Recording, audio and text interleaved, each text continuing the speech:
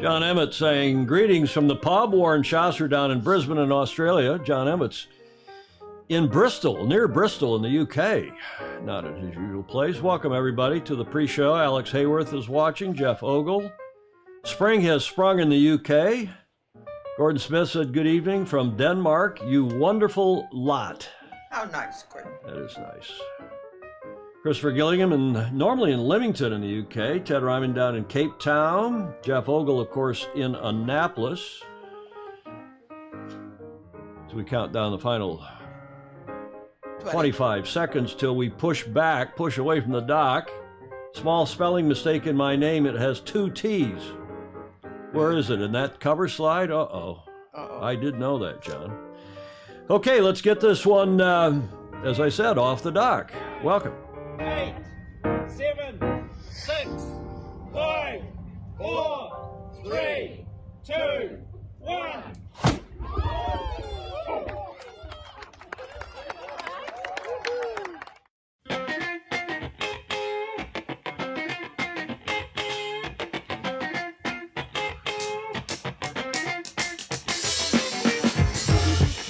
Well, it's the Holy Weekend, the Holy period here. Yes. We're live again from Studio B at the Beach Street Yacht Club for show number 514. Friday, the 15th of April, Good Friday afternoon. If you're a Christian, you'll probably be celebrating Good Friday. Julie, I trust you're well? I am. No hot tips? Not yet. Well, let's see how we get into it. Welcome to the show, everybody. I'm your host, Tom Eamon. Julio Vedekint, of course, is our co-host. The Commodore of the Beach Street Yacht Club, my dear friend, and keeps us on the straight and narrow by waving her finger. We've got a finger waver at the end. Uh-oh. It's funny, but it's from Pedro Foiling Sailor. It's slightly croutonic. Well, we shall see. Nice and green and yellow. You're looking Eastery. Yes, a bit. I'm wearing a shirt that I have never worn before. It's been in the closet. I put on a pink shirt to start with. Yes. And said, I've got a purple shirt. It's an old Hugo Boss shirt from Formula One days. Luckily, it still fits. That's great.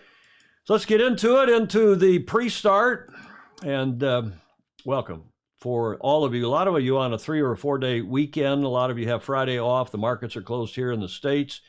But as we said, it's the Holy Week. It's the Holy Month, really. It's Ramadan from the 1st of April until the 1st of May. For those of you of the Muslim faith. And then, of course, this is the Holy Weekend. Yesterday, today, Good Friday, tomorrow, and then Sunday, of course, is Easter, for those of you celebrating that. The Jewish faith, coincidentally, today is the start of Passover, which runs through next Sunday, the 23rd of April. And then finally, if you're here in the States, the 15th of April is normally, Julia. Yes. Oh, IRS tax It's day. the tax day. But today, being a holiday, tax day is not really now till Monday, right? We have until Monday to file. The 18th, actually. The 18th? Well, that is Monday. 15, 16, 17, 18. Yeah. That is Monday. Oh, yes. And some of us will file an extension and have until the middle of October. I wonder who that is. I wonder who that is. Well, I will too. I already have. I just, I don't know what to say about taxes and tax day. And nobody's going to have it early because the IRS is backed up by about 20 million. You mean you're not going to get a refund anytime soon? No. Well, that is true too. Okay, this is show number 514. My gosh, they do fly by, and we'll get right into it with the starting line. You're the wing foilers here at St. Francis Yacht Club. I like that shot. We want to thank Jeffrey Peterson, who was with us on Tuesday's show. A lot of kind comments about Jeffrey, how bright, young, articulate he is. He's also a hell of a good sailor. He said on the show that his goal is to win all 3 of those trophies, which is a famous photo from Balboa Yacht Club during the Gov Cup a few years ago. And on the left, of course, is the Governor's Cup, the prestigious International Youth Match Racing Championship held every year. This will be the 54th year of that event. Then on the far at the background is the Congressional Cup, which will be contested the week, next week or the week after next, at Long Beach Yacht Club. Mm-hmm. And then finally in the middle, Jeffrey would love also to be the first person to become the winner, not only of Gov Cup, but he hasn't won the Congressional Cup yet. And then eventually the America's Cup. He's down in Long Beach as we speak, racing with this group in the Ficker Cup. And if they finish in the top 2 of the Ficker Cup, they will qualify to go sail in the Congressional Cup. Jeffrey was second last year in the Ficker Cup. And along with Max, Tyler, and the other Max and Colin and Peter Sangmeister, they are all competing. They're out on the water as we speak. I don't have the latest results. Somebody maybe will have it in the comments for us. Bravo Zulu to them. Good luck to them in the Ficker Cup, which ends tomorrow. Again, it's the qualifier. The top 2 teams go forward into the Congressional Cup. It's named after the famously cool, the late, great Bill Ficker. Ficker was quicker in the 1970 America's Cup. Those were the back there on those little yellow badges, Julie. Everybody had those. Everybody had one. Back and leading up to the 1970 America's Cup match. And he was sailing Intrepid. And now Ficker was quicker because he did go ahead. He did win, of course, in against Gretel in that famously cool match in 1970. Was that Gretel too?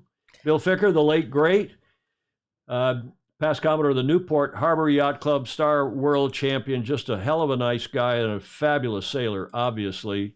And the Ficker Cup match race was established by Long Beach Yacht Club to honor Bill, world-class star champion in 50s and winners of the 1970 America's Cup, as skipper of the 12-meter class yacht Intrepid. Yeah. During Intrepid's 1970 America's Cup campaign, the phrase "Ficker is quicker" was coined, later changed to "Ficker was quicker" when he beat Gretel. Yeah, it was Gretel too, to win the Cup. Bill also was the winner of the Congressional Cup in 1974. Ficker Cup is a World Tour, World Sailing Grade 2 qualifier event for Congressional Cup. The top 2 skippers from this event will receive the final 2 invitations to the Congressional Cup for the 2022 World Match Racing Tour, Congressional Cup hosted by LBYC. And as we said, that event is going on as we speak. It's got a great group of skippers, including any number of people who've been on this show: Chris Weiss, Jeffrey Peterson, Peter Holtz, Emil Kjær from Denmark. Oh, yes. Who was leading. He was undefeated yesterday.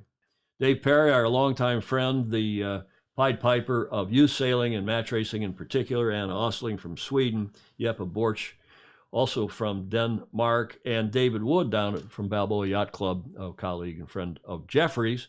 David won the World Youth Match Racing Championship last year when Jeffrey won the Governor's Cup. So hotbed of match racing at the Balboa Yacht Club. Congratulations to them. And this was the results yesterday. As you can see, Emil Kjær won all 7 of his matches.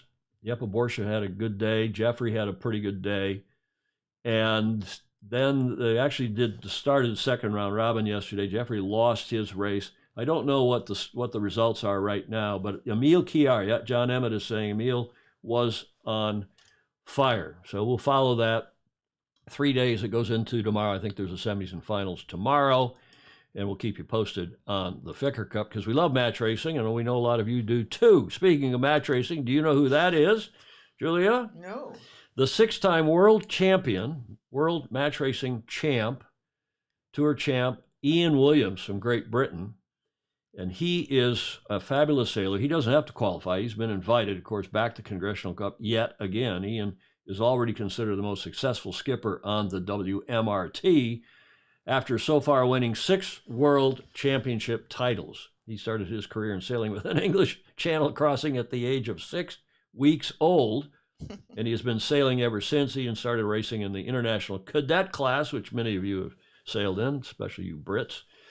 And at 16 was selected to represent the UK at the World Championships in Belgium. The following year, Ian won his first youth match racing national championship. Wow. And has since become one of the most recognizable names in pro sailing. Now, Julie, do you know who his sponsor has been all these years, or most of these years? No. Another FOSI. Oh, Mr. Pindar. Exactly. Ian with longtime sponsor FOSI, our good friend Andrew Pindar. And Andrew has been sponsoring him, but he's now changing his company's focus to women's sailing and to parasailing.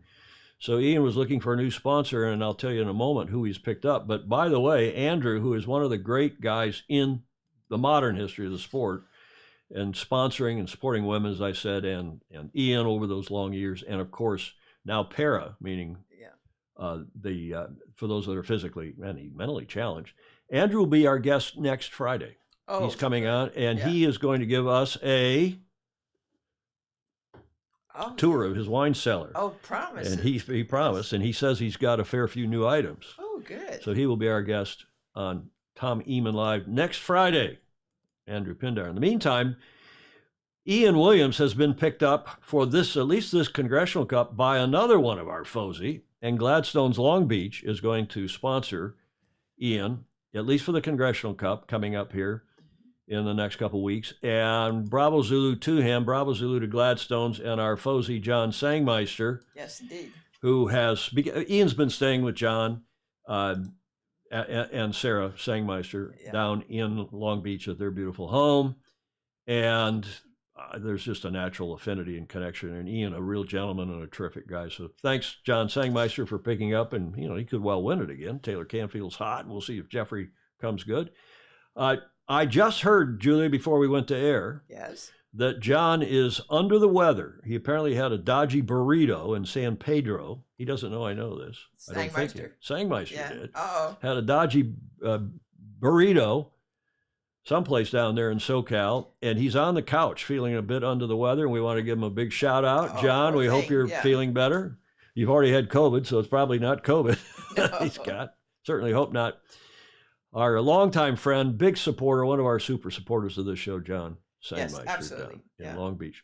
Now, speaking back to Ian Williams, here's a picture from either last year or 3 years ago. They missed one of the years due to COVID in Bermuda at the Bermuda Gold Cup. This is Ian racing in a very close match against Taylor Canfield.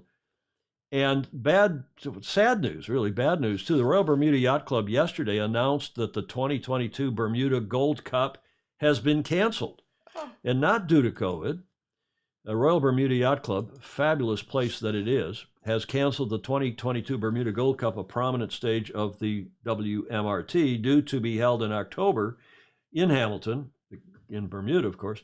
This is, quote, "This is not a decision we have taken lightly, and there were a few overriding concerns that have led to this outcome," unquote, said past Commodore John Corliss, who's chair of the RBYC International Sailing Events Committee. Quote, "Securing sufficient sponsorship was paramount for this prestigious event, which is renowned around the world for its standard of excellence and has proven challenging in these uncertain and fast-changing times." Yeah, as I was talking with John Emmett today, actually yesterday as well, it's really tough to find good sponsors and keep good sponsors. Oh, yes. In this day and age with COVID and not, to say nothing of the war. After hosting the 2020 Bermuda Gold Cup during the pandemic, a failure to secure sufficient sponsorship in 2021 also led to the event's cancellation.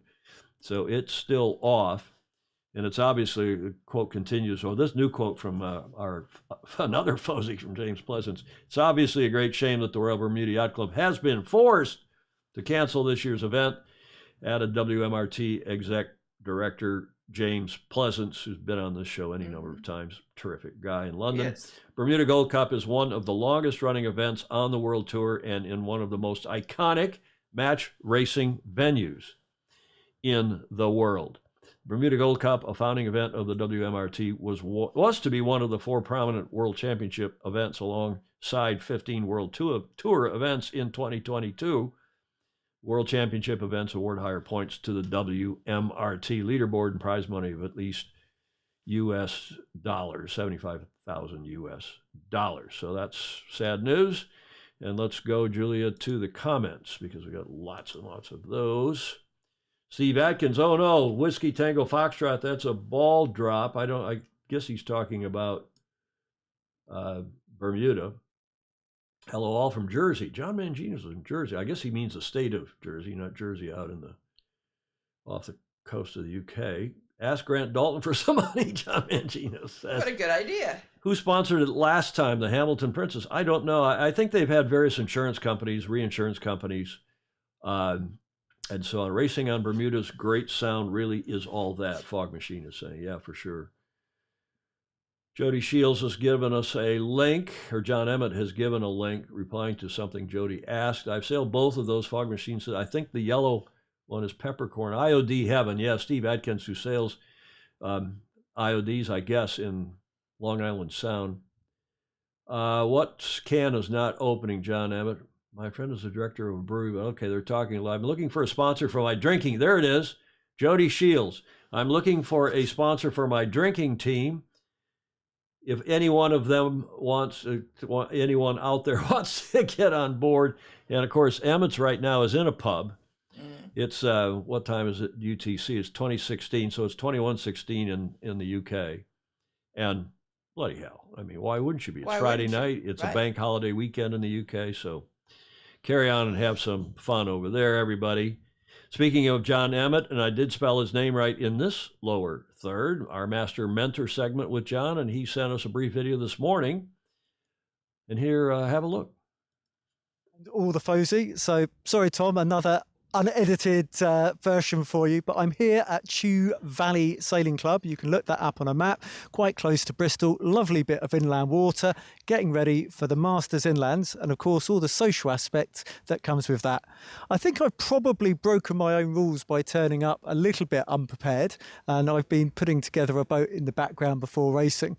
But for me, after returning from the Princess Sophia, it was very important to do some sailing myself, and I think having those racing skills actually helps my empathy a lot with the sailors.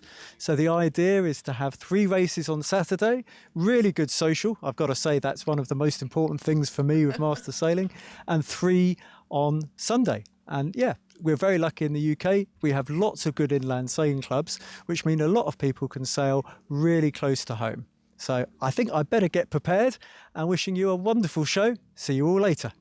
Thank you, John. And I texted him this morning and said, you want to take the day off? It's a holiday. And he said, no, I'm not going to miss a day. If you guys are going live, I'm going to go live. So we appreciate John submitting another video. Now, by the way, John, I've got to correct you now. It's the Chew Valley Lake Sailing Club. And when John, he told me, he didn't type it out. I heard him on that video say it's called the Chew. And I said, chew, like choo-choo train. And it really is chew, like, chewing your cud. But the Chew Valley Lake Sailing Club, up out near Bristol to the west of London, well west of London, is in a beautiful scenic, farmland setting. And I went onto their website, and they are out in the Bristol Channel almost, but they're on a little lake. It looks really idyllic. It's just, what a fantastic spot. Look at all these sailing clubs. You wonder why the sailing in the UK is so good, and that's where the Chew Valley Lake Sailing Club is. I don't know if it's a reservoir or if it's just a natural pond, but they've got a beautiful setting and a lot of boats, including my favorite class, the Fireball. And there's what it looks like from across the lake, looking back toward the club. Now, John, if you're watching, you're in the pub, I know, but really this is a cool looking club, and they have just celebrated their 5th year, and they have some great gear, and I really need one of those hats. I don't need the shirt, but Julia and I think, need a Chew Valley Lake Sailing Club hat, don't you? You don't wear hats, Julia. No, I'd rather have the shirt. Well, maybe they have a scarf. Well, maybe one never knows. Maybe they do. But it's a cool place, and bravo Zulu to them. They were founded in '67, so I guess that makes them 55 years old. The Chew Valley Lake Sailing Club, and this, by the way, is the pub in which John is presently sitting with his mates. They're sailing a Masters Regatta out there, and he said this is a typical British pub, sitting outdoors now that spring has sprung. Yes. Cool looking spot. That's what our sport is all about. That's why we all love Emmett, because he is helping everybody. Yeah, he's a professional coach, but he's also just a professional, nice guy, and we appreciate very much him giving us his regular. That building is a 16th century building. It is? That's what it says in the front of it. Treehouse. The Prince of Waterloo, 16th century farmhouse. Free house. Free house. 16th century free house, which is, an ale house, a restaurant, a pub. Nice looking stuff. Mm-hmm. Okay, thanks again, John, for that report. And Emmett sailing, get to the front of the fleet. So other news, we had a lot of news out of the UK today. You know who this is, Julia? Speaking of Ian's. Oh, he looks really familiar. Not been on the show. We've invited him, but he's been a busy boy. He's been the head of performance racing, the performance director for the Royal Yachting Association, and of course guided them through their very successful, again, Olympic program in Tokyo 2020 or 2021. Ian Walker, however, yesterday it was announced is going to step down. He's staying on through July, but he's going to step down as the RYA Director of Racing. And this came as a shock to just about everybody. Yes. Because any of our regular friends whom I contacted said, no, either they hadn't heard of it or they were just hearing of it, as I did. The Royal Yachting Association has today, this was a press release yesterday, confirmed that Ian Walker, MBE, will be stepping down from his position as the RYA Racing Director. Ian joined the RYA, the Royal Yachting Association, the UK's national authority, 4.5 years ago, and in his dual role as performance director, he oversaw the British sailing team's success in Tokyo, the Summer Games, and Ian has also been instrumental to the strategic planning for Paris 2024. I think now is a good time. Now, this is a weird, read these words carefully. I think now is a good time for me to leave as we are in a short lull. Yeah, you think? Between Olympic cycles, and the RYA will soon be starting the process of creating their new strategy for the next generation. We have a very capable and enthusiastic senior management team, and under Sarah Sutcliffe's leadership, she's only been there since January. Sarah Sutcliffe's leadership, the future looks very promising for the RYA. It is a good time for me to take on a new challenge and give a chance for others to take on new responsibilities. But wait, there's more. I think now is a good time for me to leave. That's a repeat of that one. Okay. So I've had that in there twice. There is more, though. And this is the aforementioned Sarah Sutcliffe, who is the RYA's CEO, fairly recently minted. And she said, quote, I am, of course, sorry to see Ian leave the RYA and wish him the very best as he embarks on new challenges. His support to me in the first few months as CEO has been outstanding, and I know he will be there to offer me advice in future. The leadership he has brought to the British sailing team and the racing department will leave a lasting legacy. He will be missed by all his colleagues at the RYA, and that's what everybody says. Ian concluded, quote, the RYA has been a part of my life since I was a youth sailor over 30 years ago. I now have a far greater understanding of the value that the RYA brings to sailing in this country, and I hope I can continue to support them in the future. Now, Julia, Yes. what did you think of all that? Guarded. Guarded. Well put. One word, and I would have never come up with that word, and I think you came up with exactly the right word, guarded. So I've been checking around with all the usual suspects, our Yes. friends and FOSI in the UK, and unless there's some more comments here, free house as opposed to a tide. Okay, there's talk still about drinks in the free house. As I said in the show notes at the top of the show, the question really is what is happening. The first speculation when this came out yesterday morning, and I got up, Yeah. saw it, and texted, as I said, the usual suspects. I said, has he been hired by Sir Ben Ainslie? Uh-huh. In fact, some, not just the UK, and people in South Africa, I wonder. people in Augsburg, Germany. Yes. FOSI and said, hey, this is great news. He must be going to be. Had he been hired by Sir Ben, that would have been in the release. We'd have said, yep, he's going, Yeah. or there would have been a statement or something. But maybe that's still happening. If so, that'll be great for Ineos because Yes. Ian Walker, like Ian Williams, but Ian Walker is just one of the great brains. I mean, double Olympic medalist? I mean, just a fabulous sailor. And then he won, one or two round the world races? He did two, I think. So, he knows big boat racing, he knows Olympic sailing and everything in between. Yeah. So I don't know what the deal is. There are others who said the bureaucracy of the RYA That could be too. became overwhelming. Yeah. And he just said, especially when they got the new CEO, Yeah. Life's too who's, short. by the way, Yes. a bit of a non-sailing CEO. She's done some cruising. I went back and looked at her CV. Mm. She's a lawyer. She was involved in the British Olympic Association. She led the Ping Pong Association for a while before she ended up running sailing. So I don't know what the case is. Maybe some of you do. We'll see if anybody in the comments has an idea. Fritz Muller's in Miami. Warren Chasser's, they're talking about blackjack. She had taken line honors and race record for Briss, talking about some big boat sailing in Oz, food or drink, been in the pub long, and free house. Pindar's helping us. Free house as opposed to a tied house. The former can sell any beer they like, whereas the latter, a tied house, can only purvey ales of the tied brewery, meaning the brewery to which they are tied. Interesting. Mm-hmm. Interesting. Okay, well, that's why we got Pindar coming on next Friday to tell us that and more. Peter Selwyn knew the same thing. Free house, meaning it's not tied to a particular brewery. Very good. We learn something every day. We do. This is the University of Sailing Illustrated. And Clark Chapin, who's in Michigan, saying you would freeze your butt off sitting outside in Michigan today. Well, it's that time of year. It's the middle of April. And it can be in Michigan, probably in the UK as well. In those latitudes, it can be snow. It can be, well, yeah, it can have a late snow, but that's pretty unusual, middle of April. But it can, of course, in Michigan. It can be it can also be 80 degrees. Yeah. Not here in San Francisco, Julia. No.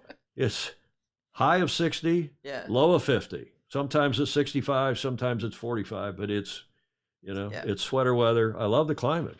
Nobody believes me when I say that. Except that the Southern Californian and me still pines for. Well, you want to go to Hawaii and I do. Stay in Hawaii. Your new camera looks good. Yeah, I like it too. And I was showing Julia. I got to show you all. I'm so proud. This is some British software called Camo Incubate Camo Studio. I can now control Julia's camera here from the control room where I'm sitting. See, I can tilt and pan and zoom her, and where that is, I'm sorry, I am such a techno nerd, but that is an iPhone, and it's not even it's only an iPhone 7. It's one of my old iPhones that is now Julia's camera, which clears up the area in front of her. And the quality of the iPhone, it's the best camera in the place with this British software. Yeah, it looks good. Which I only discovered this week. We are forever indebted for you being a nerd, though. I am the original techno nerd. But please excuse me for that. Let's get on to more interesting things like sailing, yacht racing. And they've had another light day. They're in Lake Garda sailing the IQ Foil Junior International Games. And they started a couple days ago. Today is day 3. I've got a video from yesterday. I haven't seen their day 3 video, but it was light. And when it's light, they do this slalom racing, like, used to see out here in the laser slalom, Julia, which was a little more challenging in 25 to 30 in front of St. Francis Yacht Club. But in kind of light-ish non-foiling or marginal foiling conditions, they do slalom racing instead of the Grand Olympic style racing. But great class, a lot of people. This is their junior international games. This is the next generation of Olympians. And a nice video. Here, enjoy. Oh, I've got one more slide. 2 days of unusually light winds in Campione del Garda for the IQ Foil International Games Youth and Junior, reserved for sailors under 19 and under 17. They have 2 divisions. The 74 young athletes from 16 countries hit the water today with the Aura. That's the southern breeze on Garda, as you all know, or most of you will know. The classic breeze from the south around 1 p.m., but had to wait another hour before they were really able to start racing. Now, enjoy the video from yesterday, day 2.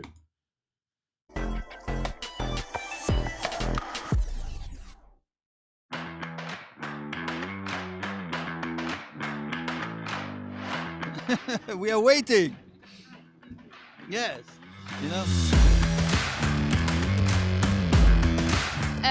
Yeah, I really like racing here. It's a great lake and I've been here often.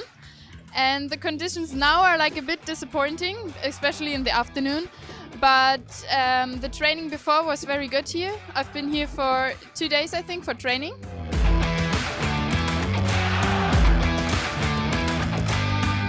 My goal is to go to the Olympics just like everybody. In this race, I'm racing in the junior division with the boys, and I'm the only girl in this race. I'm training with the boys and I hope I will be better.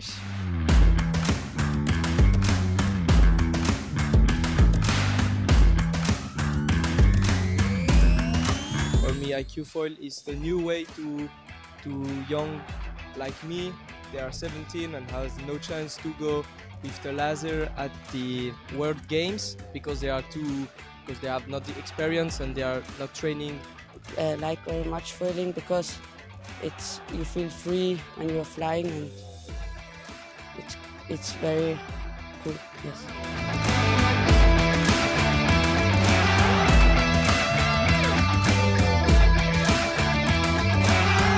I hope for the Pelag for tomorrow because I want to do a course racing because I like it.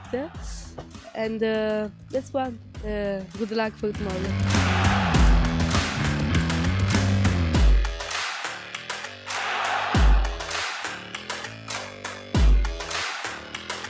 Is there a more beautiful place in the world to sail?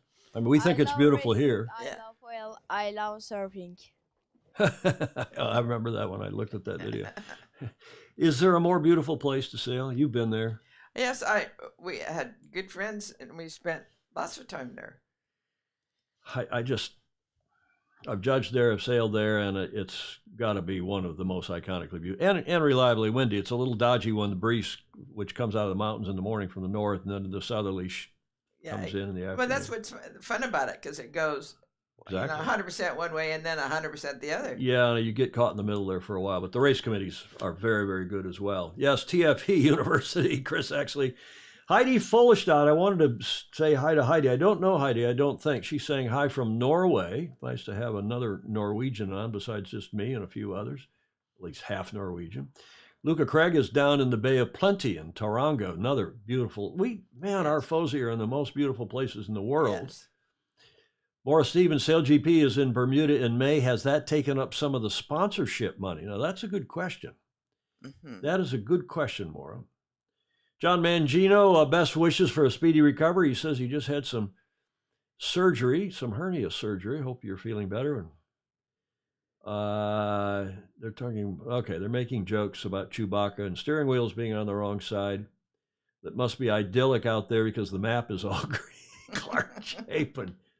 Chew Valley, Peter Salmon thank you, Peter. Chew Valley Lake is a reservoir with a dam. Damn that dam. But it looks great. Well, it is beautiful. And that's a nice looking pub indeed. Everybody, our FOSI are all, somebody said this is a drinking show with a sailing problem, sailing habit. Yes. Back and forth. And of course, it is a holiday weekend. It's Saturday morning down in Australia and New Zealand. Stingray. Wow, look at this comment from Stingray. Some rumors saying that Ian will be the next CEO of Ineos GBR. Now, that's interesting. Not the head coach. Well, okay. And Emmett saying, I heard that rumor too, but I have no idea if it's a rumor or true. Somebody's going to frostbite. Rosemary Metzger. Hi, Rosemary is in Chicago, or will be tomorrow. 40 degrees and 40 Fahrenheit, I guess, and 15 to 20 knots. Andrew Pindar. Is that comment on there? Cambridge-educated Ian has already had he's talking now about Ian Williams, who's a lawyer, I think. No, he is talking about Ian Walker. Cambridge-educated Ian Walker has already had a stellar career in sailing, from Olympic medalist to winning the Volvo Ocean Race. Wherever he lands is going to benefit from a great sailor who has a super bright mind. Absolutely. Sounds like Ken Saban is up in Sault Ste. Marie, where it snowed last night. Sunny in the Rockies. Joe Holtzman is saying he was out in Estes, Colorado. Nerding Illustrated. Yes, Stingray, it is also a nerd show with a sailing habit.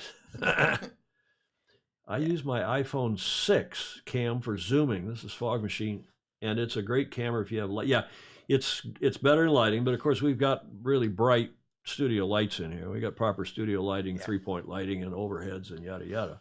So let's don't nerd on more about that. But this camera of yours, Julia, It's the best camera in the place, and it's just an old iPhone. And when I've used my iPhone 11 and tested that, Yeah. it's even better Well, because the it should be, cameras, yeah. and then the cameras on the 13, and that's just, Yeah. but you have to have this software, this camo software from the UK. I didn't know about it until I just found out about it on YouTube the other day when I go to YouTube University on Wednesdays. Yes. John Emmett, foiling really is the future. They do need large, wide race courses, yes. Gordon Smith saying multilingual bunch of cool young, he didn't say cool, but yeah, I'm sure he meant it. Cool young people like his kid. Why the helmets? Are they near Ukraine, Stingray? IQ foils are just terrific. Magnus the Magnificent is saying, Magnus Wheatley, also back and forth with Magnus this morning. He's sailing or trying to sail, but he's got his, I shouldn't say this in case they're listening, he's got his, I think his parents are with him, his 90-year-old mom and dad this weekend, and with his wife and a cow, or near cows. For the holiday, Fritz Mueller is, I am a bit partial to dinghies. I stumbled upon last night on Facebook a link from a Polish OK, I guess he means OK dinghy fan, the Dabchik dinghy, scow type designed in 55 in South Africa as a youth boat. I wonder if Ryman knows about that boat. I Googled, YouTube them, very cool. You get out of Opties, and these are a handful. Okay, interesting. Anybody else know about those boats? The Dabchik dinghy. Replying to Fritz, funny, I grew up with Dabchiks and won a national event one year in the Republic of Stingray, who of course spent a lot of time. I don't remember if he was born there or not, but before he moved to Seattle, he did grow up in South Africa. What an international group we have as well. Indeed. With Samsung, you can shoot in RAW if you are brave. The Samsung phones, Emmett is talking, John's mentioning, yep. Foiling Week is there. That is at Garda, I think Andrew means. Foiling Week is there, including the Summit Challenge at the end of June, beginning of July. If you haven't been before, it's a must visit, and there's always a warm welcome from Luca Rosati and Bruno Giuntali. And Andrew, I hope we had him on from Foiling Week last July, right? Wasn't it July? Whenever it was. They may have been pushed around a bit by COVID. Was it later in the year? But it would be great.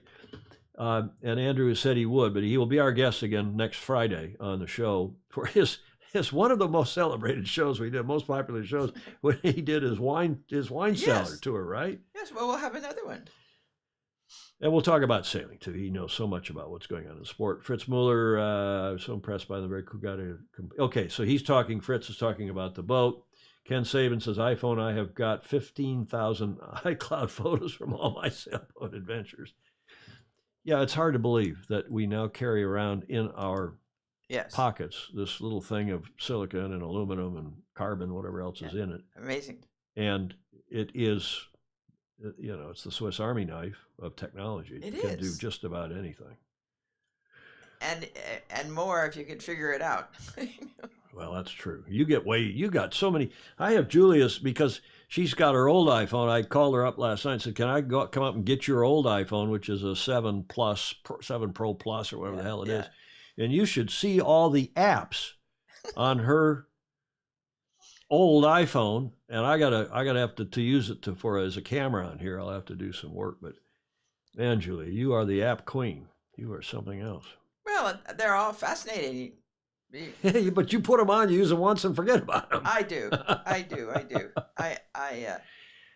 think you're a little pink on that camera. I don't know if we have to work some more on that, but if that's our biggest problem today, we're lucky. Yeah, yours is just right now. I have for the first time a Bravo Zulu for a one hears. We do a lot of Bravo Zulus, and we do a lot of one hears on here, but I've got a coolest one hears I've heard in a long time. Pindar probably knows about this, maybe a couple others of you, but I am really pleased to report that one hears that World Sailing is going to run a para-world sailing. Well, first of all, this is their strategy, and then I'll come to the one hears. This is a slide. Remember Paralympics, sailing got kicked out of the Paralympics, and it was the previous administration dropped the ball, frankly. And now there's been a big push, a nice strategy by David Graham, who's the new CEO, who is a sailing CEO, and a big push and a big strategy to get sailing back in the para games. Over the last 5 years, the number of nations with parasailers participating in international parasailing competitions has increased by 30%. So the strategy going forward, including to get us back in the games, the Para World Sailing Strategy intends to build on that success in collaborations with MNAs, member national authorities, and major events, focusing on growth, development, and an exciting international program of inclusive competitions. The ultimate goal, what's the difference between a competition and an inclusive competition, Julia? One that isn't inclusive. I mean, excuse me. Why do we, everybody uses those code words and buzzwords. Yes. Just on an international program of cool competitions, the ultimate goal of Para World Sailing Strategy 2020 to 2023. I know they want to say inclusive of challenged athletes, but still, is to increase worldwide parasailing participation to 45 nations on 5 continents by the end of next year. What a nice goal, but and that's probably very achievable. Well, it's tough, and part of that campaign is the hashtag LA thing, which I'll show you in the next picture, which World Sailing started. Back the bid, hashtag sail to LA, and that's to get, for the Paralympics, get sailing back in the sport. And this is something from the, I don't know where that's from. I can't see the Burgee on, but I think this is from the UK. But a lot of people, I have pictures of Andrew Pindar and John Emmett, and we've done it. We run that on this show as well because it's a terrific goal. But I'm pleased to report that one hears reliably that this summer World Sailing is going to run for the first time in the Netherlands an under 25 parasailing world championship. So a youth sailing championship for parasailers, and it's going to be in the Netherlands right after the traditional youth worlds, which are taking place in Den Haag and The Hague in July. So this was my tip from yesterday or the day before. World Sailing will be announcing a new U25 Parasailing World Championship for July of 2022, following the existing Youth Worlds event in the Netherlands. This event will be 50-50 gender balance, as it should be, and all sailors will be under 25. Equipment will be supplied, which means teams need just to show up, and World Sailing will be running a para development program, a coaching clinic, kind of Dave Perry style, prior to the event, with up to 5 national teams receiving flight accommodation subsidies for their attendance. Not sure how any of this is going to work. In fact, this is still a work in progress, but a move that will lower the barrier to participation for the more emerging nations. Now, one also hears that they're using this very cool boat called the RS Venture Connect. Whoops. There it is. And I've got the lower third on it, which is designed specifically for parasailers. And it sounds like a fabulous idea. Bravo Zulu to World Sailing and everybody involved. And we got some comments here. Andrew Pindar, a lot of work by Massimo Diga from World Sailing, and great support by John Partridge and Dan Jaspers from RS Sailing and others. So Andrew's confirming that this is happening. I did not hear this from Andrew, by the way. I hope we can talk about this next Friday. Apparently, Julia, the contract has not yet been signed with a host club. Everything else is done. RS Sailing and IYRU. Yes. Boy, I'm starting to sound like Joe Biden. And World Sailing, and that's all confirmed. A lot of work by some key individuals, and we hope that we're going to get Massimo and or Dan and or one of these guys on the show next Tuesday, a week from Tuesday, because remember, next week we've got the Clockmaker on. We have Daniel Forster. Oh, yes. John Emmett, RS are also working on an electric boat very suitable for coaching. Fritz Mueller, WS is he's got a contrary-minded opinion, it sounds like. WS dropping the ball on this. Parafolk are adapted by nature, spec a class so that all can be included. Good point.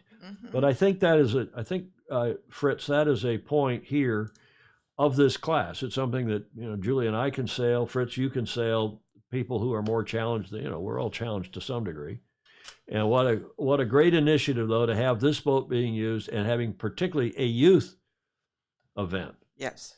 But I think Fritz's point is good. I think we ought to, like we do, we used to have women's sailing and men's sailing. Well, most of the sailing that goes on is open to everybody. Yes. Right? Absolutely. Young, old men, women, and so on. Yes. There are people who are challenged physically, mentally, whatever. Certainly, I know a few people who have been mentally challenged after a long night at the pub, John Emmett, not you. My friend Maureen McKinnon, past gold medal winner, will be thrilled, Chris Exley is saying. Excellent, Gordon Smith is saying. Replying to Fritz Mueller, they remind, okay, they're back talking about that other, what was that class called? The something, Dab Chick? Whatever that class is called. Bravo Zulu, I'm really delighted to hear this. And Bravo Zulu to RS Yachts, RS Sailing, who I think are supporting this. I'm not 100% sure, but it actually went live on a couple of Facebook pages, and I was able to grab some things before I think they realized that it was live. It was a mistake that somebody posted, and I was tipped off to it and grabbed it. So we go with it. It was a one here. Yes. Bravo Zulu. Terrific stuff. This day in history. Do you know what happened on this day in history? And you're going to only need one clue. Probably everybody's already researched it and said, which one will he choose? I thought, Julia, about going on at the top of the show and saying, okay, who knows what I'm going to select for this day in history? Yeah. And people can go do their research on any of the many sites that have, something to do with this day in history or why is this a special day. But the year was, I paid my taxes, Groover says, in history.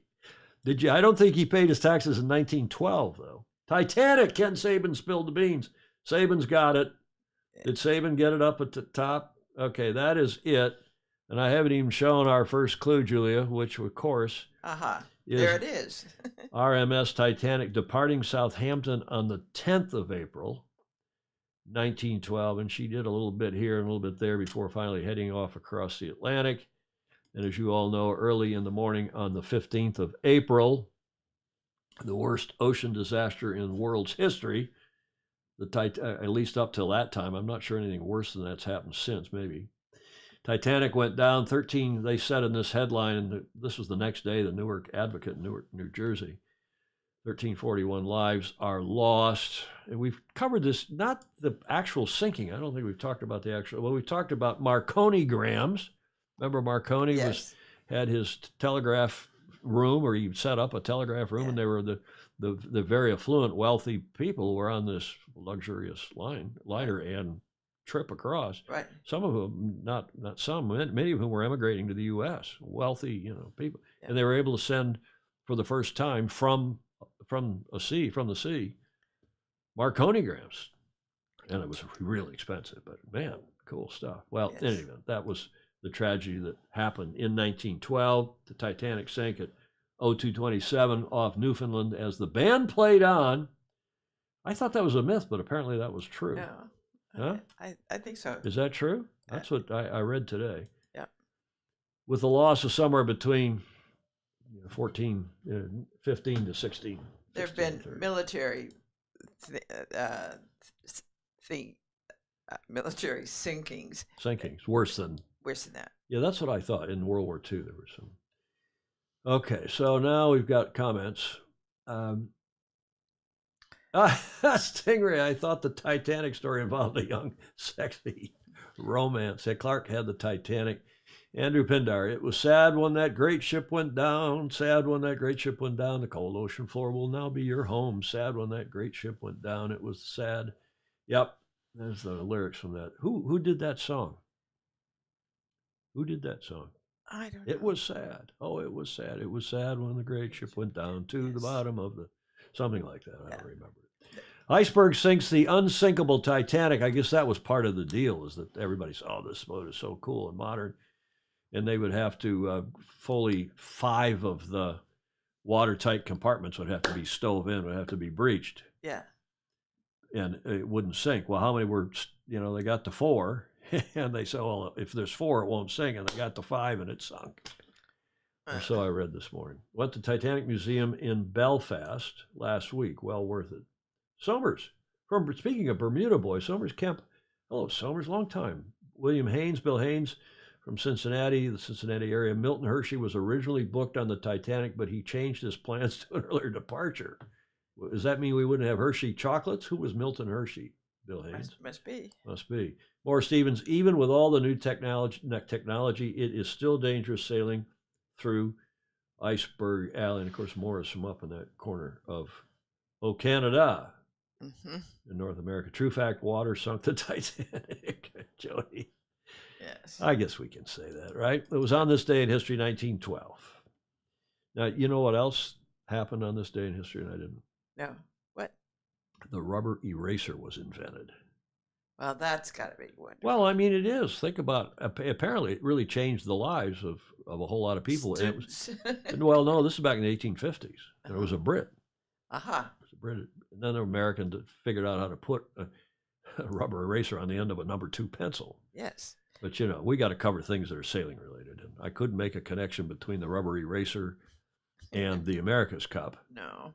Or I would have. Well, we can think of one. Pretty much what the Russian naval architect said about the Moskva. We got a joke about that at the end. Husbands and wives, little children lost their lives. It was sad when the great ship went down. Is that how? I don't even know if that's the melody. I played that once or twice, but Somebody like the Kingston Trio or was it the Kingston Trio? Somebody of that genre. Yeah, Lincoln died 9 hours after being shot. Fritz Muller say that is true. I saw the Cutty Sark once, but can't remember where. Beautiful. Britt Chance failed to use his eraser. The late great Britt Chance. We have such a clever group on here. I mean, Julia. You might explain who Britt Chance was. Well, Britt Chance, famous yacht designer who drew a couple of real turkeys. He grew some great boats too, but he grew a couple turkeys. Notably, Mariner. Remember Mariner? Mm-hmm. Ted Turner's boat, 74? And Britt Chance drew the boat, and it had, because it tested well in the towing tanks before computers, and he had the back end of kind of the bustle and the underbody coming from behind the keel. He had it squared off rather than tapered. And it was a disaster. The boat couldn't get out of its own way. It was a real dog. And Ted Turner, who was sailing it, of course, who has the turn of phrase, he said to Britt Chance, he said, Britt, even a turd is pointed at both ends. I remember that, yes. You remember, were you there? I've told the story before. Yeah. Even a turd is pointed at both ends. And after that, Britt Chance forever was known as Shitty Britty. I'm sorry. You can wave your finger, Julia. Well, it's a quote. It's a quote. Truncated stern bustle. Thank you, Ed Worley. Yes, it was squared off. I'm just a simple country boy from Michigan. Russell, was that? No, that was, I don't know. I don't think that was 74. I think it was Mariner, I believe. On this date, too, Dennis Conner, 1987, in April? No, I don't think so. That was in February, Stingray. Hershey Chocolate was founded in 1894. That was?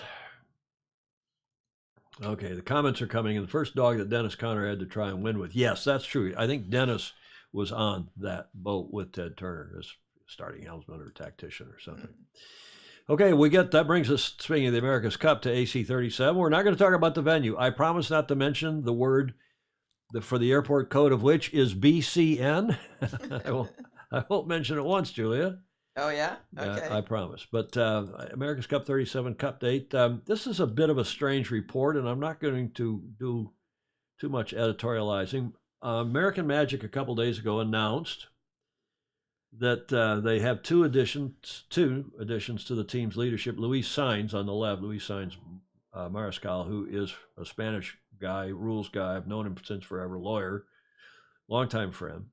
On the left, he has been with the team. He's re-upped. And then on the right is a guy called John Persh, whom I do not know. Luis has an extensive history working for the America's Cup. This is from the American Magic press release. John brings a strong background from the sports world, focusing on the commercial side of the business. Now, talking about parsing press releases, and I didn't know about this. I got a call from a number of people saying, you're not going to believe this. And I'll tell you in a moment what they didn't believe. Quote from the press release: the talent across the board on the American Magic team is amazing, said Mike Kazar, Chief Executive Officer for New York Yacht Club's American Magic. Luis and John complete our leadership team and will be key players in shaping the future success and longevity of American Magic. We are building the franchise Interesting choice of words. Mm-hmm. We're building the franchise and intend for American Magic to be a regular competitor in the America's Cup.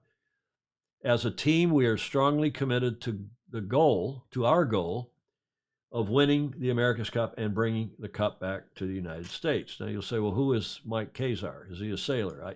I don't know. I don't know if he's a non-sailing CEO or not, but he was with he was a CFO of Amway he's been with Amway for a long time, since at least since 2011. He was a CFO. This is right from his LinkedIn page. Then he was the COO of Amway. Amway, of course, owned by the DeVos family, Ada, Michigan. Mike was the chief operating officer, where he helped Amway's co-CEOs, Doug DeVos and Steve Van Andel, who were the sons of two of the sons of the co-founders. Led the world's largest direct selling company, yada, yada. And of course, Jay Van Andel, who was the co-founder with Rich DeVos. Jay was not a sailor, but Rich DeVos and the DeVos family are. Rich passed away 3 years ago. I knew Rich well because he was chairman. I helped to actually recruit him into chairman of America 2, 1987. So Amway's been involved in the cup, and it's nice to have Doug involved now. But back to this guy, Mr. Kazar. He then, after being COO of Amway for 8 years and change, he's now was and still is, I guess, the CEO of Continuum Ventures, which is the family office for Doug and his wife, Maria, and their family. And they're worth billions. He leads the strategic direction and execution of the family's business, philanthropic and otherwise. And now he, since January, has been the CEO of American Magic. So it looks to me like Doug DeVos has got close control of this syndicate, and he's got his head of the family office as the CEO of American Magic. And I think Mr. Kazar is still running the family office as well, Julia. Any comments? You're a headhunter. Well, he has total help, confidence in him. So exactly. Now the press release went on. T. Hutch, who still owes me an appearance on the show, I haven't pushed him because I know how busy he is. He said in the same press release, "As a collective team, we are focused on performance to achieve great success," remarked Terry Hutchinson, skipper and president of sailing operations for New York Yacht Club American Magic. So he's got a bit of a new title, still listed as skipper, but he's head of the sailing team. We've told you that long since. Quote, "Luis and John bring valued experience and leadership to American Magic. Luis has an impressive career in and around the America's Cup and previously with American Magic in the last campaign." And again, Luis is a wonderful guy, known and well since at least 05 or 06, something like that, maybe before. John has a interesting choice word, has a colorful background in the sports world, and he will do a great job building out the commercialization for the team. A colorful background, Julia. that implies that he's been successful in many situations. Well, does it? But you tell me. So this is John Persh, whom I said I don't know. I've never met him. But when he was announced as the CCO, the new American Magic Chief Commercial Officer, my phone literally rang off the hook. Really? Yeah. People are going to say, "You're not going to believe this," who's just been selected as the new CCO of American Magic. Do these people not know what happened? Well, I don't know what happened, but I'm going to tell you what I've been told. And you can look here at, again, from his LinkedIn page. He was the SV, Senior Vice President, down at the bottom there, for rights and partnerships of the United Entertainment Group for a year. He was then VP International Partnerships and Strategy for World Wrestling Entertainment. I think Worldwide Entertainment, I think that's World Wrestling, for 3 years. He was the CCO for Major League Rugby for 2 years. Then he was the CMO at U.S. Sailing. Look at, you're holding your hand over your mouth. Oh, you're gonna. I thought because you were gonna. You were. No. I thought you were. Oh my goodness, because you know the story. I told yeah, you. I know. He was a Chief Marketing Officer at U.S. Sailing for 6 months. In fact, not even. Because he was summarily, one hears, he was excused from further participation. And I'm going to say, I won't say anything more than that, but he was excused. It's not like he was hired away and he had to go to his bosses at U.S. Sailing and say, "Hey, sorry, I'm leaving. I'm going for the greener fields of New York Yacht Club and the America's Cup," which I did when I was executive director of U.S. Sailing. I was hired away after 6.5 years, and my new bosses went to the leadership at U.S. Sailing ahead of that and said, hey, can we hire EHMAN? And they said, well, if you must. Or they said, yeah, get rid of him. I don't know what they said. Or maybe a little bit of both. A little bit of both. No, I'd been there six and a half years. We'd had a very good run. He was not at U.S. Sailing very long, and he got excused. And that much I'm quite sure of. And now he's the CCO for American Magic. It'd be interesting, Julie, to say, I won't say any more than that. It'd be interesting to see how long he lasts at American Magic.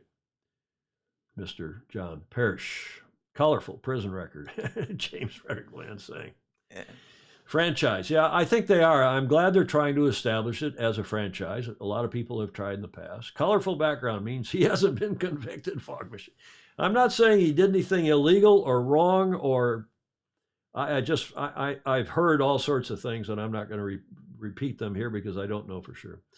AC has to be a sailing event settled on the water that worthy of respect. Amazing how frenzied the sharks trolling the bait are to make it otherwise. Clark Chapin, maybe a good move by the current U.S. Sailing CEO, non-sailing or not. Well, he was hired, Mr. Parrish was hired by the current non-sailing CEO at U.S. Sailing, and then excused summarily, almost right away. So one hears. I wish them the best. I wish American Magic the best. But the question, the phone calls coming to me after this was announced last week, I guess, was, don't these people talk? And then somebody said, well, did American Magic say, well, we'll take the guy off your hands? That somebody said to me too, but I don't know what's true, and I'm not going to go into any more speculation. Luca Craig, got to go help my 98-year-old grandmother, and we'll have to watch on replay. Thank you, Luca Craig. Franchise or circus, F1 taking. Yeah, Fritz Muller, that's interesting because F1, has that been resolved? Has that been resumed padding or paddling? Franchise or circus, F1 is they've got a race in Miami, first time, a street race, sometime soon, the next, 6-8 weeks? And some Miami resident citizens are protesting with vigor about it. Okay, we'll see. We'll follow Mr. Parrish and see how that all goes. More America's Cup news of a soft nature, so to speak. This from Luna Rosa Prada Pirelli. Have a look.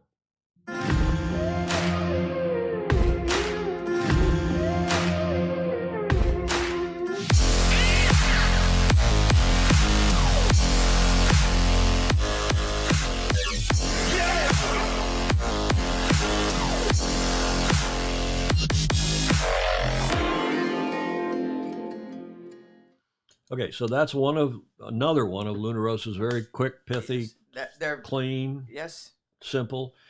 Now, I don't know anything about this organization, but I did go have a look at it. Called, I guess, Og Gyre. They're talking about the gyres, the plastic. Right. I guess Og Gyre. Maybe Zero Gyre. Maybe Zero Gyre. That could be better. You would think it'd be a big zero, not a small O.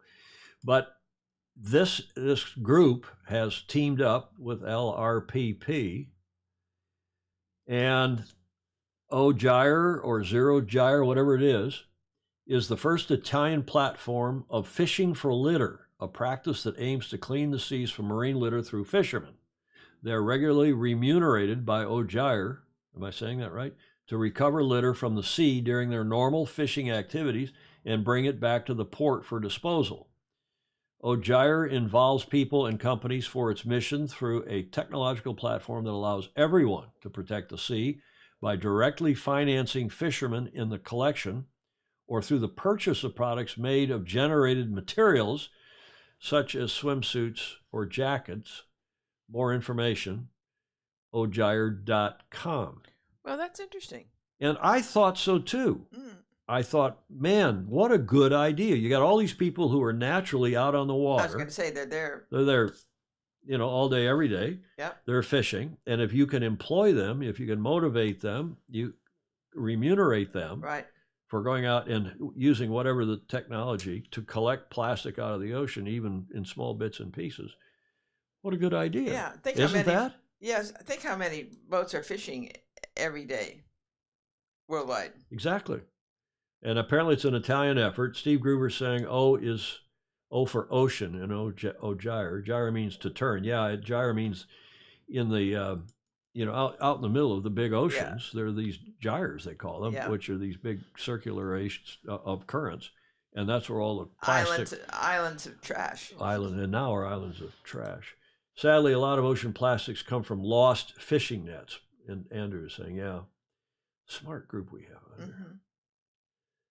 F1 Miami, May 8th, so it's coming up here pretty quick. That's 3 weeks' time. Vegas has been announced for future dumb-looking circuit. 3 U.S. races, really. Well, they're trying to make a big push, as you know, Fog Machine. That is F1. We're jumping all over here. James Bland knows that it's Ocean Gyre. Thank you, James. And then back on Travis, you see Travis Mayer's comment? Philippine ferry carrying 4,400 people per Wikipedia. Worst marine accident. Okay. I guess that's pretty well it. The gyres, Steve Gruber, the gyres are an important part of the ecosystem until you fill them with shiza. Clark Chapin, the Miami F1 circuit is supposedly a gigantic parking lot circuit at the Miami Gardens, home to the Miami Dolphins. Yeah, it is, but I think it's also on the streets to some degree, isn't it? Apparently the natives are a bit restless, as one of you said. And we'll keep an eye on that, and appreciate you all keeping an eye on it for us as well. Now, this series this is the part, really, I think part 3 of this series, the AC history through the lens of the camera, that americascup.com has been running. We've run the first 2 sections, and they actually put up a number of photos in the last 3 days since our Tuesday show that are, again, a really cool group of photos, great photos. Yeah. And they've now added the clockmaker, Daniel Forster, to the group. Originally, Daniel was not in the group, but this is his photo from Mighty Mary. Let me go back up. That is 95, the 95 Cup, Mighty Mary, Bill Koch's all-women's team. And Daniel Forster said Bill Koch declared that he did think about a different approach after successfully defending the America's Cup for San Diego Yacht Club in '92. You noticed that I used successfully defending instead of winning. It is a matter of semantics, but I like to be precise. And of course, Danielle is right. It is successfully defending. He wanted to stir the pot and announce, quote, the women's team, unquote. Daniel got asked again to document the campaign after photographing the 1992 Crusade. It meant spending 1 week a month in San Diego for 1 year and then 3 months for full-time on-site with a super group of talented, focused, and ambitious women, to say nothing of the bearded tactician. Their commitment had no boundaries to create this iconic image. I got the special Spinnaker pack before leaving the compound and asked Merritt Carey, the mask chick, they would call her, compared to Susie Leach, who was called the bow chick, still is to this day, to check the rig below me standing on the spreader. I was harnessed too, of course. The challenge was to incorporate Merritt, the sunflower spinnaker, and the America's Cup symbol in the whole image. Just could not avoid look at it. I didn't notice it, but the little shadow of my lens on the spreader. This historic photo went around the world and got double page exposure in many magazines. And I'm going to back up just so you all can see it. Now, is that cool or what? Yes, fabulous. 1995. I don't remember seeing that before. Oh, yeah. Daniel Forster, who will be our guest next Tuesday. Oh, yes. No, this is a great photo. All these are great photos. This is Carlo Berlanghi, our longtime Italian friend, superb snapper photographer. There was no Italian challenge in this edition of the America's Cup. This would have been 95.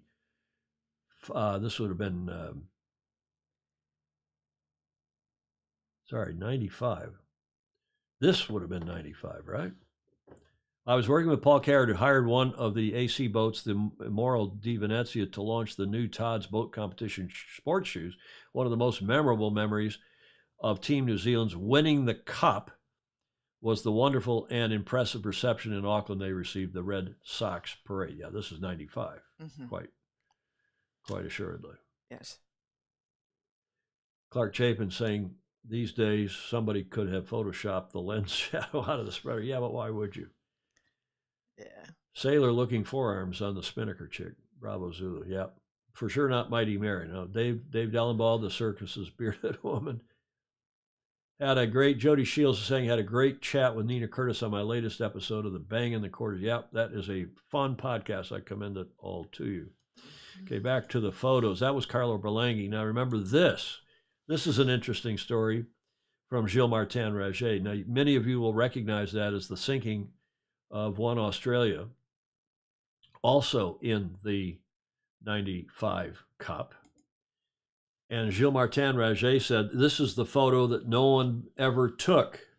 Bad weather days are very rare in San Diego, and believe it or not, when bad weather hit, none of the numerous photographers who were in San Diego in 95 to cover the Cup went on the water to follow the race between One Australia and Team New Zealand. Is that so? Yeah, everybody knew TNZ was probably going to win, this is in the fourth round robin of the LVC, and it was really a crappy day. I mean, I was out as Dennis's rules advisor on I guess on our, I don't remember if it was on Betsy, the tender, if it was on one of our chase boats, but it was a chase boat because I ended up going over there too. And it was rough, and it was rainy, and it was windy, and Miserable. It was awful. It was really a rough day, but I digress. But the TV was on site and transmitted live the images of the incredible moment when One Australia broke in two and sunk in a few minutes.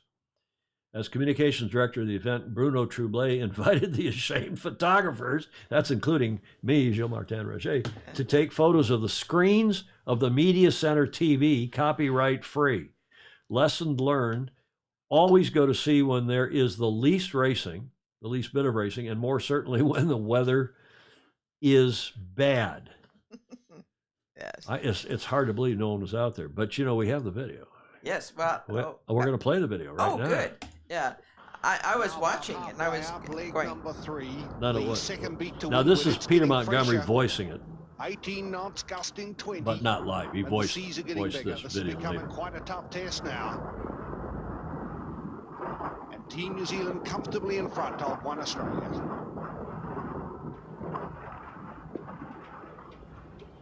Now there seems a problem on One Australia.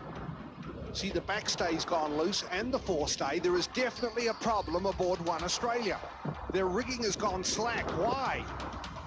The boat is turning into a banana. There's real problems here. The crew are summoning the chase boat to come alongside. There are real problems. The boat has snapped in two. The structure has given in. One Australia is taking on a lot of water. This is very serious.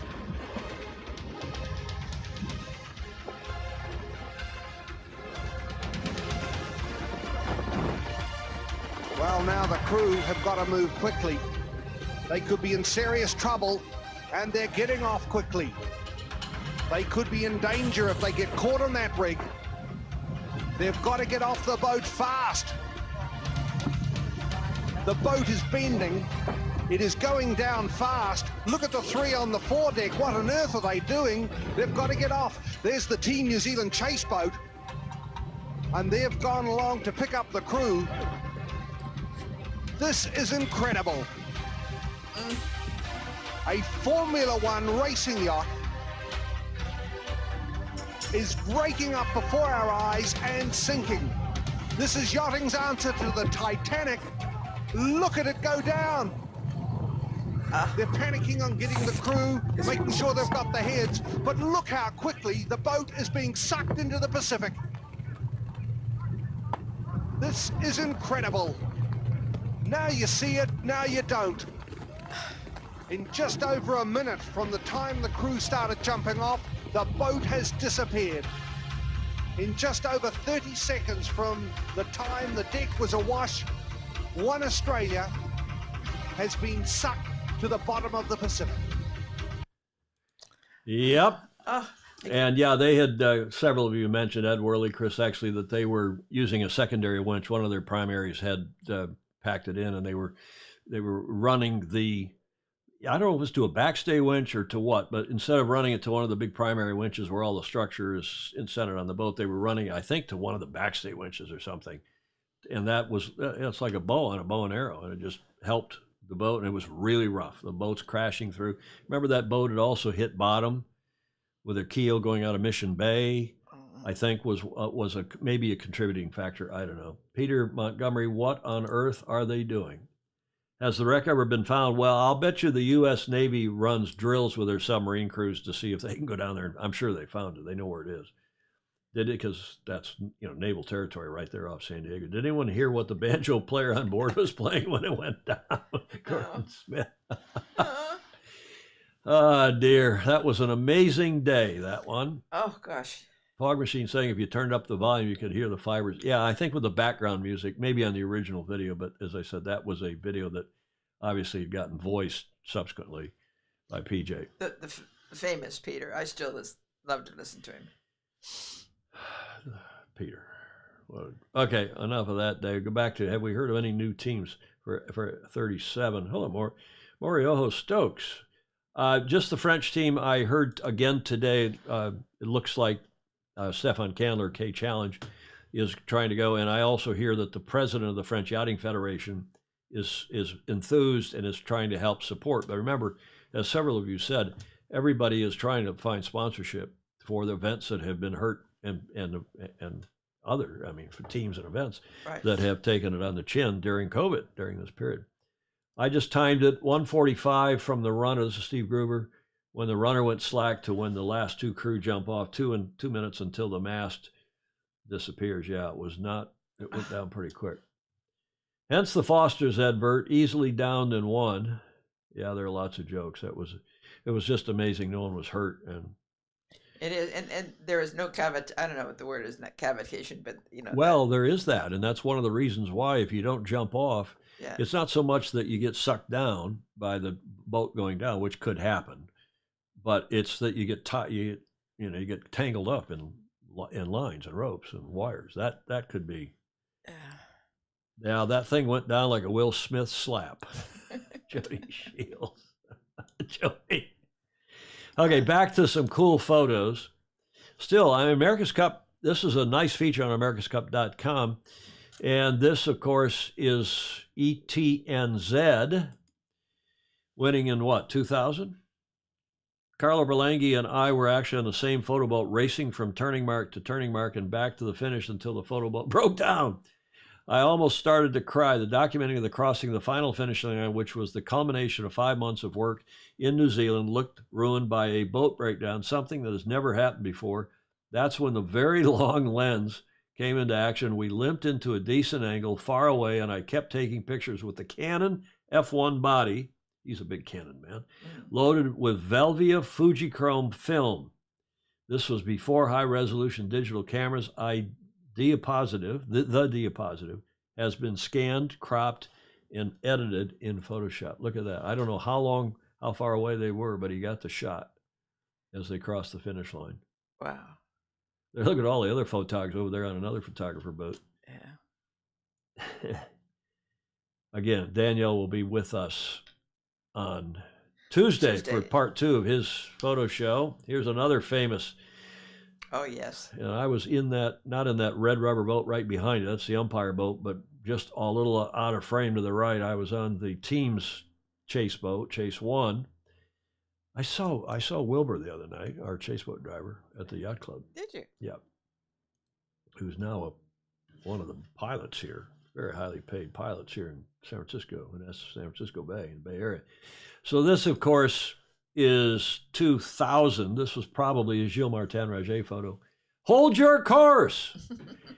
We were shouting, up, up, up, and hold. This is a fabulous, fabulous series. That was probably the most intense, wild, radical, aggressive series of match racing America's Cup fans have ever seen, and probably the same for the crews of Luna Rossa. That was Francesco De Angelis on the wheel, and America 1, Paul Caird, the skipper of our team. Final of the Louis Vuitton Cup in Auckland 2000 was absolutely thrilling, with the two boats never separated by more than a few boat lengths, race after race, mark after mark. In the end, the U.S. entry was inevitably slowed down by a torn spinnaker. Well, we had more than a few of those torn green spinnakers. Maybe they were not quite designed for this kind of usage after all. That was really the truth. We've covered that on the show before, that maybe it was the color green, and because of chlorophyll attracts sunlight, and that's why grass and all these things are green, because that's where the greatest energy attraction is from sun. Did you know that, Green? Did you know that? And that those green kites were attracting a lot of sunlight down there in the beautiful Kiwi summer, and that they were breaking up because, no, it wasn't true. The kites were under spec'd. Cloth just wasn't correct. It was not what had been spec'd. That's too bad. I was there. You were there. St. Francis Yacht Club's team. Great photo, great series. The best series is the finals of the LVC, the Louis Vuitton Cup, the Challenger Selection Series, the best series in the history of the America's Cup. Even better than 83, if I do say so myself. How about that photo? Oh, gosh, is that incredible? Yeah. Carlo Berlanghi, Luna Rossa. I was the official photog for the new Italian Challenge Luna Rossa with patron Patrizio Bertelli and sponsored by Prada. This was a very beautiful campaign from a new team that immediately stood out and won the Louis Vuitton Cup against St. Francis Yacht Club, Julia. And America won. So also the 2000 campaign. Fabulous stuff from Carlo. Carlo also took this picture. I was the official photographer for Luna Rossa when Ernesto Bertarelli entered the America's Cup. Well, I guess this is from 03. And his new Swiss challenger, Linghi, won the LVC in the America's Cup. This is one of my favorite photos, the meeting of the Italian naval training ship Amerigo Vespucci with Luna Rossa on the Hauraki Gulf after 6 months of sailing. I just take that out of there because it's such a fabulous photo. Oh, it so that must have been 03 because the Linghi was involved by then. And you remember this in 03? See the umpire on the back? We don't have umpires on the back, but this was in 03. That's Dino Barker now driving because Russell and Co. had gone to Alinghi. A very strange feeling started floating in the audience during the first race of the final match in 03, sailing in top-of-the-range conditions. Yeah, it was 20, 22 maybe. The crew of Team New Zealand started to empty their super high-tech boat with a simple bucket. It took more racing days with more drama, including a broken rig, for the Kiwi team to lose its beloved America's Cup to another Kiwi team, meaning Alinghi, led by Russell Coutts, enrolled a few years before by a Swiss billionaire, Ernesto Bertarelli. As often in the America's Cup, the story was written well in advance. Remove the text and show the hula. Hula. I don't know if you can see the hula. Can you see it? Not really. You can see its beginning. Yeah, I'm not sure you can see it now. Yeah. Okay, that's Gilles Martin Raget. Now, this is not on the website, but I just put this in because I wanted to highlight Danielle, who once again will be our guest on Tuesday. And this is Danielle, one of the most famous photos of him. Yes, it's in his better part of 50 years covering the sport, including covering Russell and Larry. That photo of that was at the prize giving, obviously, with Larry and Russell in the AC-33, Valencia 2010. Danielle will be our guest. Nice picture of him. It is. He's a terrific guy. The clockmaker, because he's Swiss. He's living for a long time now in Jamestown, there in Newport, Rhode Island, or near Newport. He'll be with us on Tuesday for part 2 of his series of his life and times in the America's Cup. Part 1 was his life and times in the sport, when we talked about Whitbread and Sydney Hobart and all those other non-America's Cup events. Okay, we'll get controversial here for a second. Not that we ever do that on this show, do we? Wow, that's loud enough, isn't it? I turned it up so we were listening to the audio of that sinking of One Australia. I ask you, is it correct or croutonic that there be a pre-regatta in Jeddah? Now, we showed you this photo. For the America's Cup? An America's Cup pre-regatta. We know that it's apparently going to be in Barcelona. I'll still believe that when I see it, but let's just assume for the moment it's going to be in Barcelona so we don't offend anybody's sensitivities. Mm-hmm. But one hears that they are indeed negotiating with Malaga, with Cork, and with Jeddah, and maybe even the Solent, home of the Challenger of Record. Challenger of Record being, of course, Ineos Britannia. But are they going to have a pre-regatta in Jeddah? The question isn't, are they going to have it? The question is If they do, will that be correct or croutonic? What saith all of you? Julia, you want to start? I think it's unnecessary. You think it's unnecessary. Ed Worley says it's croutonic. Ted Ryman says it's croutonic. Yes, thank you, Gordon Smith. The Challenger record is the Royal Yacht Squadron, whose representative team is Ineos Britannia.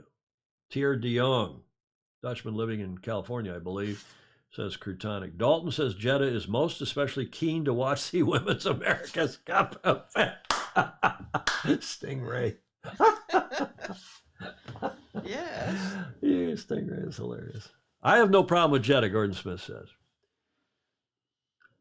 What else? Anybody else want to weigh in? Who cares, Bill Wingrove? Well, that is a point too. There's a lot of people who, frankly, just Julia don't care about the America's Cup. They've sort of lost interest. But I haven't. I still love the America's Cup. I hope it's a terrific event. I really, really, truly do, and I hope it's the best event yet. Wherever it is, however it works out, because it's the pinnacle of our sport. I love our sport, and I love to see people, because it's still, you can talk about the Vendée Globe, you can talk about the Olympics, you can talk about Sail GP, but still, the America's Cup is, because of its historical, because of the history and tradition of the Cup, the oldest trophy in international sports, it still seems to attract a non-sailing audience like no other sailing event ever. Jeddah will be brilliant. Magnus, of course, and he's been writing that. We'll see. Magnus, I hope you're right. The best thing the AC could do is put a lot of these secrets to bed. The constant fluffing about is getting boring. Yes, it is, Jody, I agree. But, of course, we are fluffing about here as usual. Don't think there will be a Moet Challenger Series in Jeddah, Fog Machine is saying. They're probably the only ones that could afford to put it on. Greg Phillips is saying croutonic. Any other opinions, Julie, before we carry on here? No, I think that's... We'll go back. This is a good time, Julia, for you to remind us to go back and read. Yes. It's never boring to read the comments. Hamish Ross is on, our longtime friend. The tragedy is that down in Auckland, the AC in 37-38 has been sold to Barcelona. Well, Hamish, we'll see. It has been sold, rather than being hosted at the home venue by the defending club or a venue of its, yes. Well, it's not. We're not going to talk. I said I wasn't going to talk about the venue today, but we are talking about the venue of one of the pre-regattas, AC 37 pre-regattas. One last comment from Ted Ryman. The AC or F1 should not be in Jeddah. Pariah state. It is a pariah state. Yeah. It is, indeed. Okay, well, that brings us to the D block, our final segment. Whiskey Tango Foxtrot. Julie, get your finger ready. Okay. Peter Stevenson. I saved it for last. To warm us up. This was clever. Operation Z.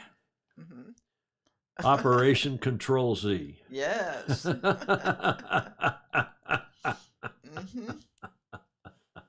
That works just perfectly.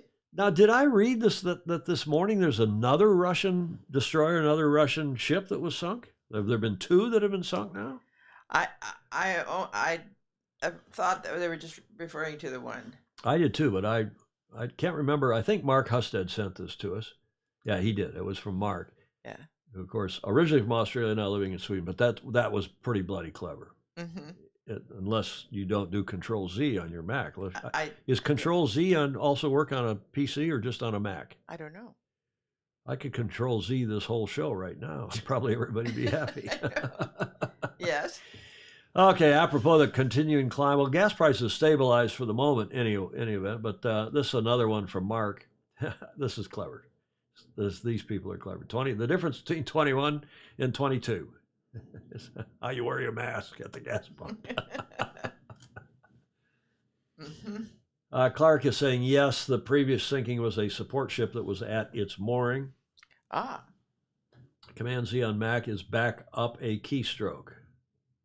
Well, it's to undo. That is correct. It's undo. What is Command Z on a PC? I don't know. let's go to this next slide. That's also, by the way, from Mark Husted, I think I mentioned. And Clark, we dedicate this one to Clark Chapin, former engineer at Generous Motors. When one door closes, another one opens. Other than that, it's a pretty good car. If you're buying a used car. Boy, the price of used cars are unbelievable today. Oh, yes. Jody says he Control-Z's his brain a lot. Control-Z on a Mac is, yeah, we said that. On a PC, it's Control Backspace to back up a command. Okay. But still pretty clever, nonetheless. Okay, Julia, are you ready? A drum roll, please. Yes.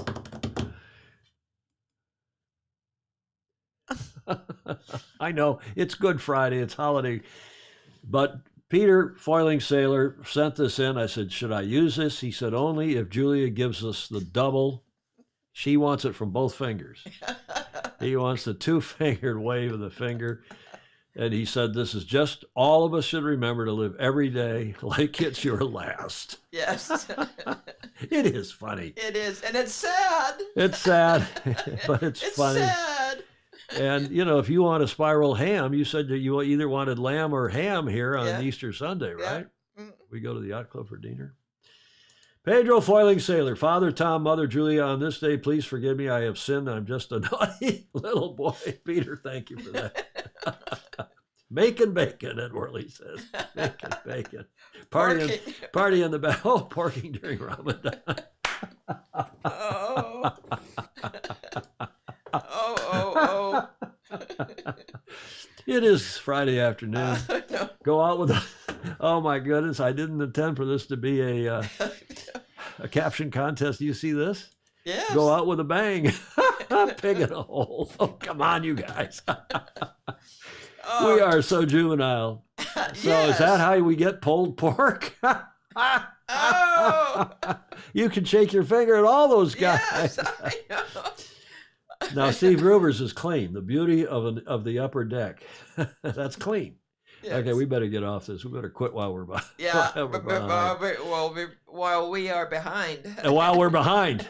Quit while we're behind, Julia. Yes. I didn't mean that.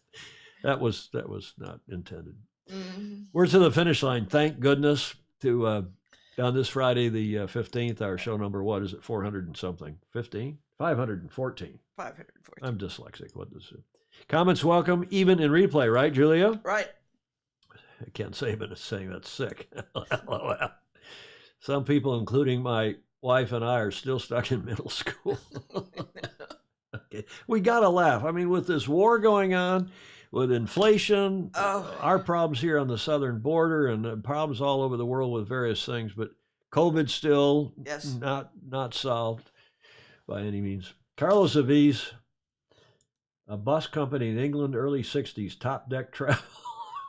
Its present protocol is Nottingham to Sal. Okay. Carlos Aviz down in South America. Julia, you already said this, or I said this. Comments welcome to, even in replay. You didn't say your part. Yes. Oh, don't miss this opportunity to like, follow, and share. Just push the button, and will help our algorithm. Yeah.